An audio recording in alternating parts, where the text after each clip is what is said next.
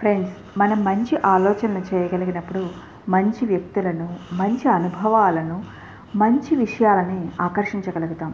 కానీ చాలాసార్లు మనకు తెలియకుండానే చాలా సులభంగా మనకు లేని వాటి గురించే బాధపడుతూ మనకున్న విలువైన వాటిని గుర్తించడం మర్చిపోతూ ఉంటాం.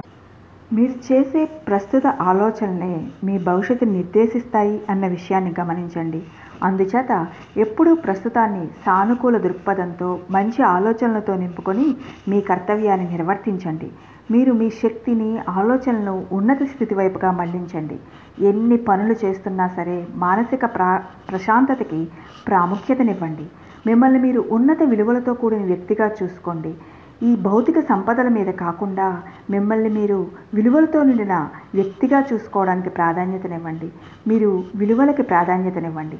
ఒక్కసారి మీరు విలువలతో నిండిన ఉన్నత వ్యక్తిత్వాన్ని నిర్మించుకున్న తర్వాత మీకు అంతులేని సంపదలు సొంతమవుతాయి.